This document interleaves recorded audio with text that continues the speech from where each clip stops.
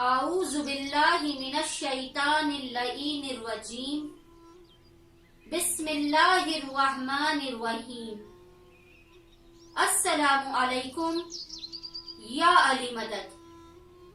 مومنین و مومنات کی خدمت میں آج ایک ایسی معجز نما تسبیح لے کر آئے ہیں اور عمل لے کر آئے ہیں کہ جو اولو العزم نبی حضرت ابراہیم علیہ السلام کا تعلیم کردہ یہ عمل ایسا عمل ہے کہ اس عمل کو کرنے والے کی 3 قسم کی مصیبتیں اور پریشانیاں ختم ہو جائیں گی۔ خاص طور پہ جو سب سے بڑی پریشانی ہے وہ اولاد کی طرف سے۔ اگر آپ کی اولاد نہ ہو رہی ہو تو آپ اس تسبیح کو لازماً پڑھیں۔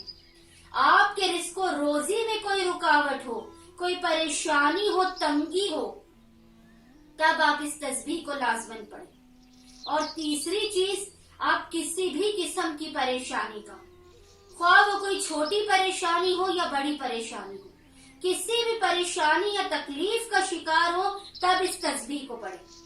حضرت ابراہیم علیہ السلام نے 3 مقامات پر اس تسبیح کو پڑھنے کی تاکید کی، ایک اولاد کے لیے، ایک رزق و روزی کی پریشانی کے لیے، اور تیسرا اگر آپ پر کوئی بھی مصیبت یا کوئی بھی تکلیف آ جائے تب آپ اس تسبیح کو پڑھیں۔ اور یہ جو تسبیح ہے آپ نے 10 دن تک اس تسبیح کو لگاتار پڑھنا ہے، بلکہ میں تو کہوں گی بہت ہی چھوٹی و مختصر سی تسبیح ہے یہ۔ آپ روزانہ کوشش کریں کہ آپ اس تسبیح کو پڑھیں۔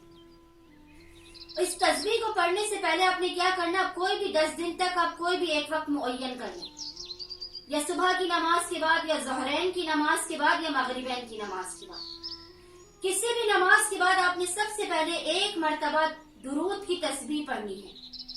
ایک درود کی تسبیح اللہم صلی علی محمد وآل محمد، یہ پڑھ کر آپ نے اس تسبیح کا، درود کی تسبیح کا ہدیہ نبی ابراہیم علیہ السلام کی بارگاہ میں پیش کرنا ہے۔ اس کے بعد آپ نے جو حضرت ابراہیم علیہ السلام کی تسبیح ہے اس تسبیح کو پڑھنا ہے، اور وہ تسبیح کیا ہے، سبوح قدوس رب الملائکۃ والروح۔ سبوح قدوس رب الملائکۃ والروح، ایک ہی جملے کی یہ تسبیح ہے، بہت ہی مختصر سی یہ عبارت ہے۔ یہ انشاءاللہ آپ کو ڈسکرپشن باکس میں بھی ملے گی۔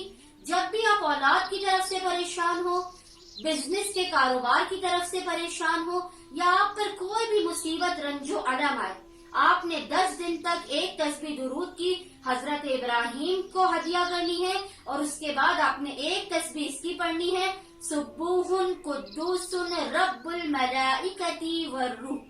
امید کرتی ہوں کہ مومنین و مومنات اس تسبیح کو لازماً پڑھیں گے تاکہ ہر قسم کی مصیبتوں اور پریشانیوں سے چھٹکارا حاصل کریں۔